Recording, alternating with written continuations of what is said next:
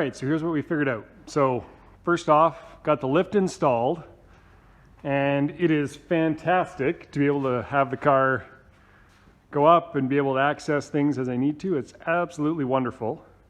So it's still not starting. So here's some things that I got done. So first off, I realized once I pulled one of the injectors that the gas coming out was actually pretty dirty. So I was a bit confused because it's a brand, like the fuel tank at the back is a refurbished tank that's been coated on the inside and never used. So it should have been fairly clean. Then it's all brand new fuel line and fuel pump all the way to the front. Brand new regulator over on the fender well over here. And then straight into the fuel rail.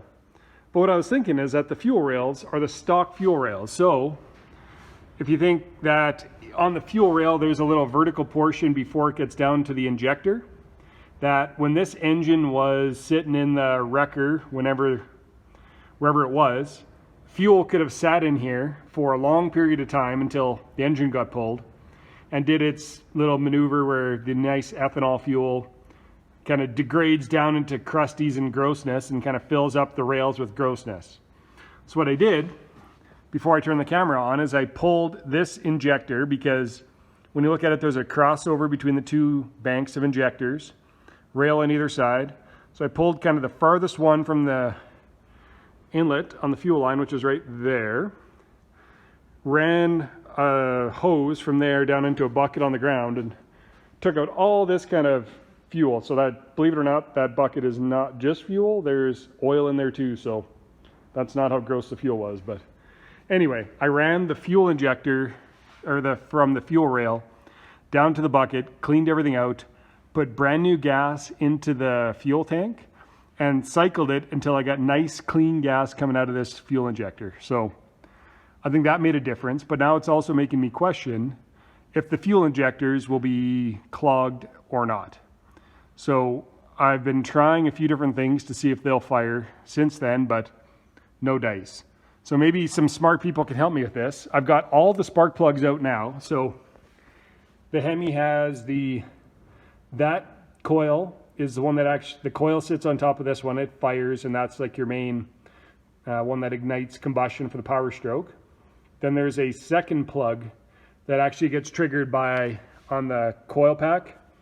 There's the second outlet there that goes all the way across. There's a harness that'll take this one across to the opposite bank second spark plug that the new Hemis use for kind of emission stuff. So I've got both plugs out right now, and if we take a look at the plugs over here, they are pretty poor shape, I would say, overall. So I've got a brand new set of plugs that I'm going to put in. So plugs are a little bit fouled, but not horrible. I feel like they would still be functional. They should still function. They may not be the best plugs in the world. So anyway, to eliminate the issue, I'm going to buy 8 new plugs, 4 new ones for each side. And I can use these old ones just as the dummy ones for the emissions plug, because I don't plan on reusing, or don't plan on putting in the kind of the waste spark setup to go across. And then I'm going to try it again. So hopefully that helps my issue. And I've also, if you notice, these coil packs are from the donor engine. They are, I don't know, the donor engine had about 80,000 kilometers, which is, what is that, 40,000 miles or so. And I can't guarantee that each one is functioning correctly. So I have a second set of coil packs that are over on my shelf here that I have out of an engine that I know only had 30,000 kilometers. So I'm going to clean these up and try these ones instead. Hopefully that makes a difference. I guess other things that I've got done would be, if you look down there, there's a lower rad hose that I got installed. Kind of a pain in the butt to do. I filled all the coolant after I did that, and all of these hoses, so I made a custom hard line that goes from the thermostat housing there around, does the 180 and then ties me over into the rad. It was leaking all over through this weld, which is confusing because I did a pressure test or a kind of a leak test on these before I put them in place. then somehow between then and now, it's now leaking. So when I filled it full of coolant, it was leaking all the way up here. It was also leaking a little bit down on the bottom one because I have another hard line that I built down there, which is frustrating because when you think about it, to get coolant all the way up here, there's like 12 liters of coolant in the entire system. So to get it back down low enough that I could take that hose out, I have to drain out all 12 liters of coolant. So coolants went in and out of here about 3 times in the last little while, but it is what it is. Got them fixed, so now it's not leaking any coolant. The oil pan, if you remember, I had shortened the oil pan to make it fit underneath the cross member. It does not have any clearance issues now, but I must have had a pinhole leak. So let me put it up on the lift and we'll take a look.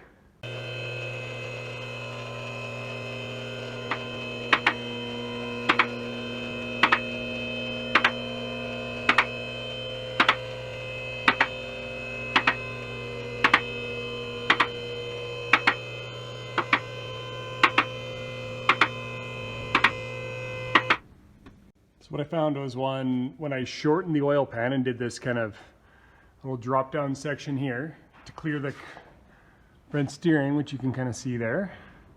The problem is I had a leak on the front portion of the weld. Not doing very good at camera job here. I guess you can, let me pull the light over here. Work better. There we go.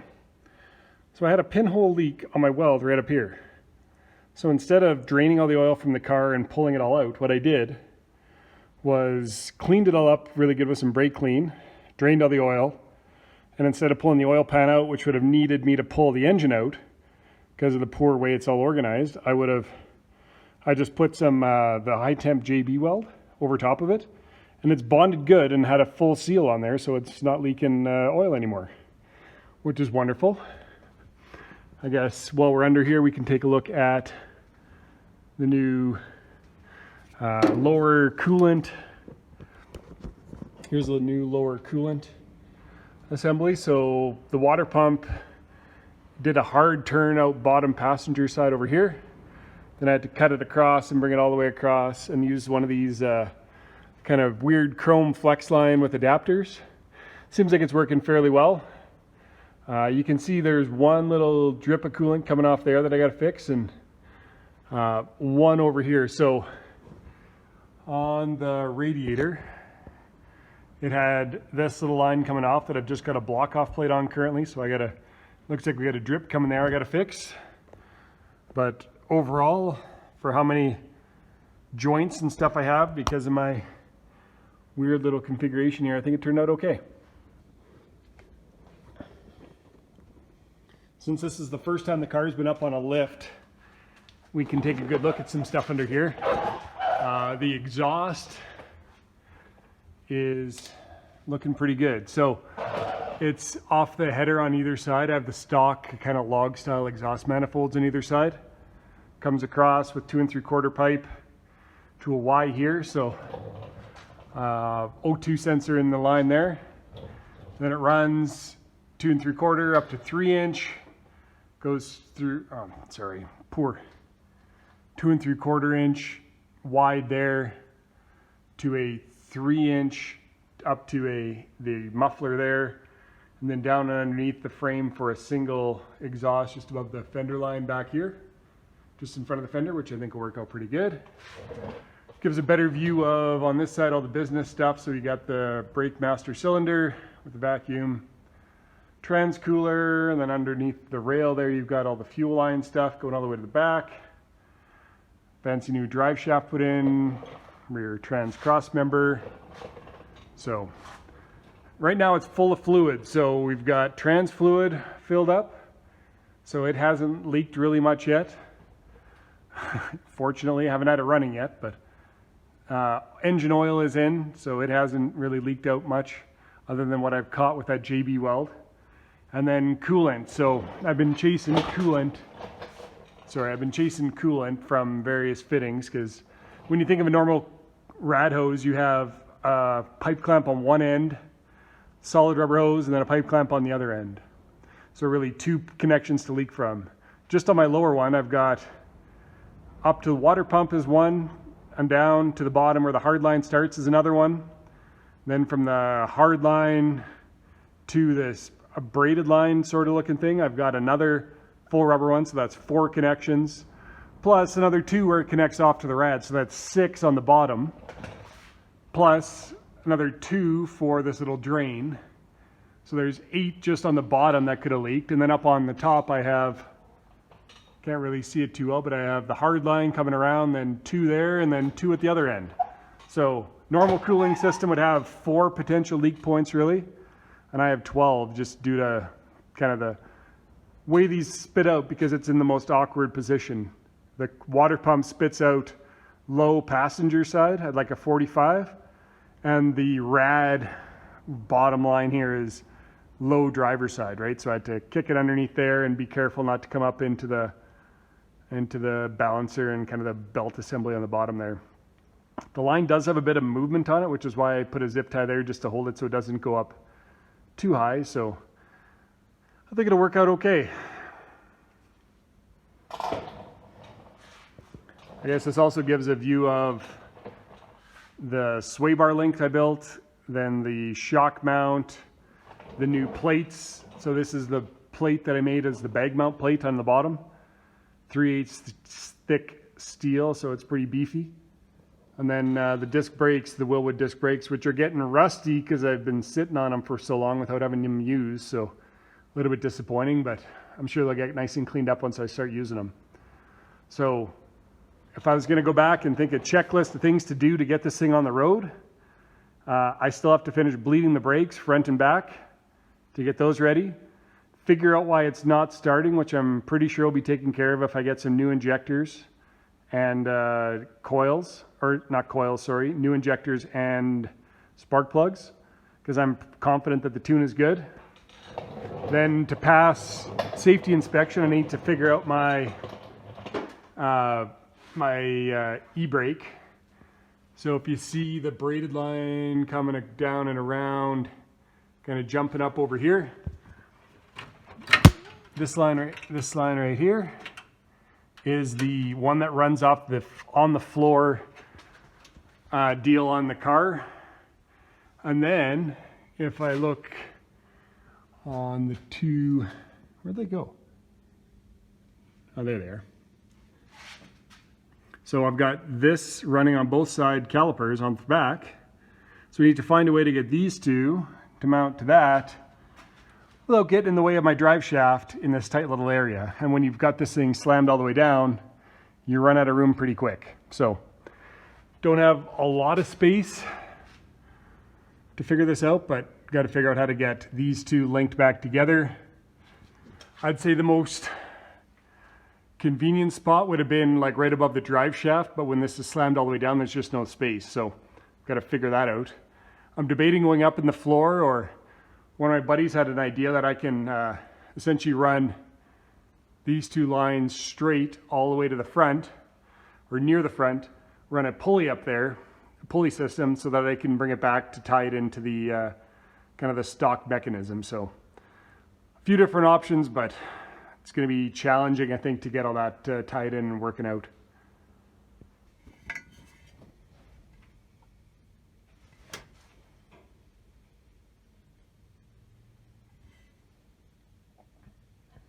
So you can see you got a good readout of water temp and battery voltage.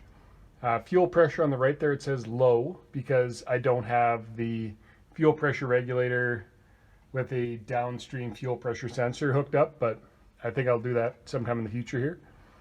Oil pressure 0, so let me see if I crank it. So bear in mind right now I got no plugs in it, so it turns over quite easy.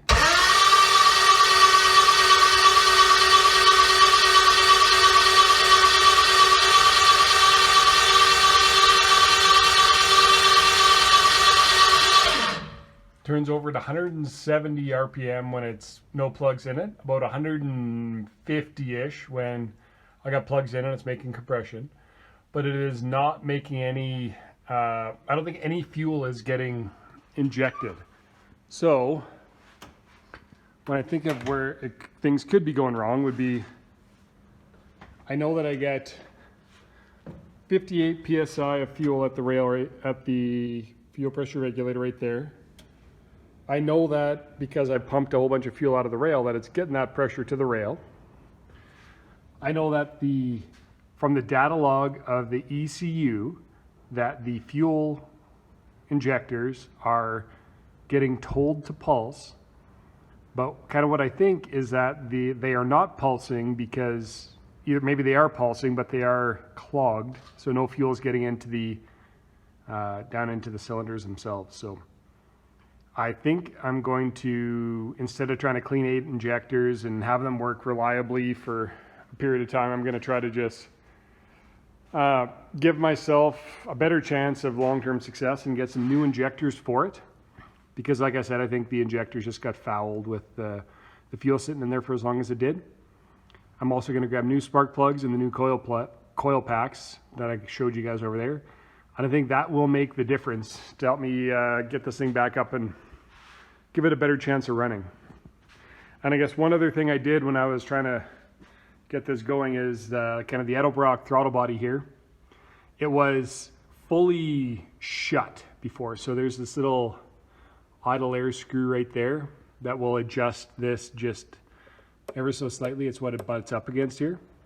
It was fully closed, and when I had taken a video of it trying to start, it was never cracking. So I was feeling like we're never getting any air. So maybe somebody that's really smart with this stuff can give me some more advice, but should this be kind of its neutral position be further up than what it is right now, which is barely a sliver down at the bottom? Or should because I've got the idle air controller here hooked into the Holly, should it be telling it to open as it's trying to start a little bit more than it is? So I'd appreciate some input on that, because right now I'm a bit confused as to what it needs to be. I feel like it needs to be more than this, but I don't want to just open that screw a whole bunch and hope for the best, right? So this is where I got to. A lot of progress since last time on the car. So just to summarize, new coil packs will be going on, new spark plugs, and new fuel injectors, which I think will make a big difference. I guess while I was here this time, I also did a few other things just on the shop. So I got a little bit more drywall done, and I got a whole bunch of lights put in. See if I can back up and get a better view of it. So a whole bunch of lights in. If you look at the progress of the drywall, I'm about 2/3 of the way done. But on every 2-foot centers, you can see here where the plastic is, I have to put a 2x4 running the full length, and that's what the drywall mounts to. But since 2x4s have now went to like freaking double the price and not very cost effective, I thought, I'll just hold off on that for now. So that's why I've temporarily wired in the lights up top so that all works, and kind of pause the drywall stuff for now because it's stupid and I don't want to spend it's literally $1,800 just for 2x4s to do the last 20 feet of my shop. So I've got the wall already done, as you can see. I got all the insulation up there. Got to fix this spot over here where it kind of sagged down, but it's $1,800 to do the roof over here and a little bit of the wall on that side of the door, above the door, and this little bit of wall. $1,800 at 2x4s, which is stupid. So I think I'll just wait until the economy smartens up a little bit, and then I'll do that in a little while. And I guess I also got the lift put in. So it took 10 3/4-inch anchors down into the concrete. I put 6 inches of concrete underneath where the lift goes, and it seems to be holding up just fine. There's 5 anchors in each post, and honestly, the lift went together fairly well. So just a quick overview of the lift. So there's the 2 arms. This is an asymmetrical lift, so there's a short arm that goes to the front and a long arm that goes to the back. So when you think of like the center of gravity of the car should be in line with the arms, but a shorter arm goes to the front because you got all the weight up there. Longer arm goes to the back. So that was assembled, and then to adjust the angle, this little pin gets pulled up, and you can see, let's see here, can I get a good view of it? It pulls up, and then down in here, where my fingers are, that will, when this pin pulls up, it allows this arm to change angle. So when that pin is down, the angle of this arm is locked. And on the end of the arm itself, down up underneath there, you can see the screw cup. So you can adjust the angle where you want it to be. Telescope the arm out, it's a 3-stage arm. Then screw that cup up and it will get you to the right spot. Same thing on the back arm to get you where you want it to be. That works out pretty well. And it also came with kind of these extenders. So if you're doing a taller vehicle, I can take out those little screw adapters, put these in before that, and it will allow me to kind of put those screw adapters in higher and allow me to raise like a lifted vehicle or something like that quite a lot higher than this car. I needed it without these on this car because when it's sitting down off the air ride, it gets down pretty low. So on the lift, it's really an incredibly basic system. So hydraulic power pack, this one is kind of special. If you can see up there, it's a 110 volt, 2200 watt hydraulic power unit. So 110 volt pulling 20 amps is quite a lot. I tried it with a 20 amp breaker and it just wasn't doing it. 20 amp breaker with a 10 gauge wire. So I went back and reevaluated and I upscaled my wire to 8 gauge and a 30 amp breaker, and everything seems to be working great, as you guys can see. So that kind of gives me the power, and then from the power pack, it's only a single hose, goes down and connects to the cylinder that you can see in this arm right here. And then underneath, mine on the has a crossover on the bottom. That line right there goes across all the way under the vehicle to the matching cylinder on the other side, which is right here. So it connects via that cable that comes the hydraulic line comes across the bottom up into the cylinder. And then to make sure that both arms are going at about the same speed, they have these equalization cables, which is this guy right here. So it's threaded here and there.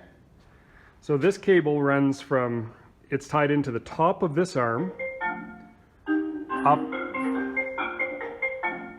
sorry, I'm getting called, up and over this arm, over that pulley, down around the bottom, through the crossover, up and into the bottom of this arm. So if you think about it, for this arm to go up, that cable that goes down and around, up and over and down to here has to go up as well. So you there's a cable that does it this direction, and then you can see a matching cable that goes over this side, down and over that top pulley, under the bottom and to here. They're called your equalization cables, and that's what helps you kind of keep everything under control and moving at the same pace. So that's how those guys work. So you run those two cables, tension those two cables, and it functions pretty well. So as I was going up, you can hear the two clicks are not at the exact same time, which means that side is going up slightly faster than this side, which means when it goes over its little block on this side, it's a little bit after it goes up on the block on that side. But they're very close right now, relatively. They're definitely not a block apart. So I think it's okay for now, but ideally you want those two the same.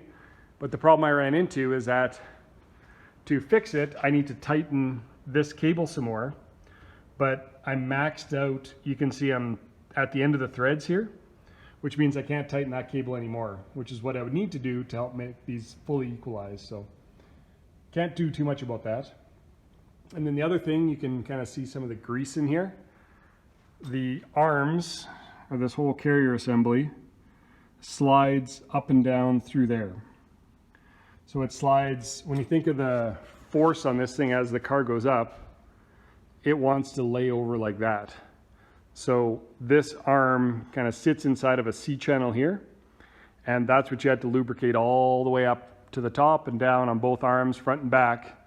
So as this thing goes up and down its travel, that it works out and doesn't bind or anything. So yeah, overall, I would say a lift is something that anybody can install themselves. It was very basic to do, and functionality works out pretty well.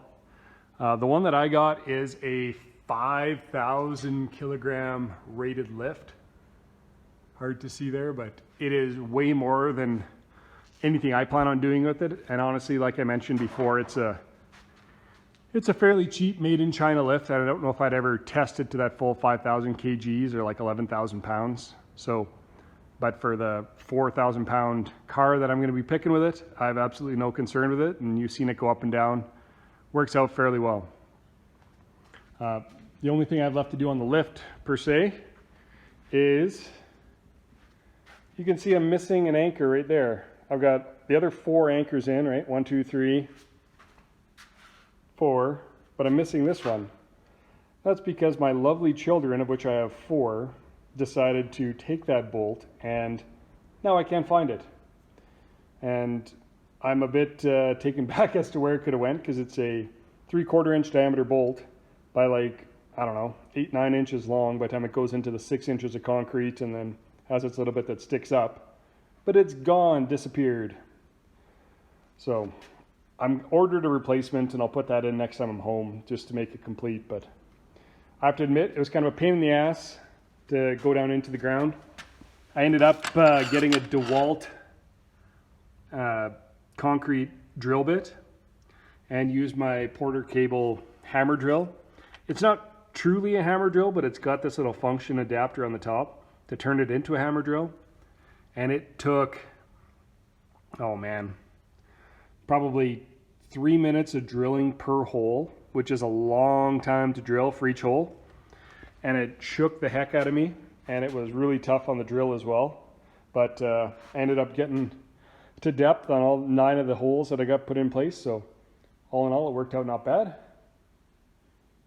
So in summary, I guess I'm frustrated that the car never got running, but I did some kind of fun aesthetic stuff with the shop, hung all these license plates up. So I guess that'll be the last thing I'll show you here on this video. So I grew up in Saskatchewan, Canada, and when my parents left the farm that we grew up on, I was able to grab some old license plates. So 30s, 33, 34, 35, essentially more or less every year from 1930, they made unique individual plates. Like for example, there's a 1958 plate.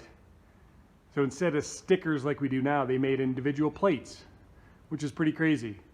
But that resulted in a whole bunch of plates that you could use for a year and then never had any real use for. So I was able to snatch all these guys, and that's what I'm going to put all the way down my shop to kind of adorn the shop here, and kind of, I think it makes kind of a cool visual deal and something fun to look at.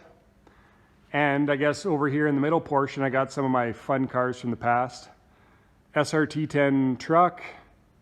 I had an SRT4 Neon when I lived down in Texas. Bought a trailer from Ohio, or sorry, SRT10 truck from Ohio. Same truck registered in Alberta.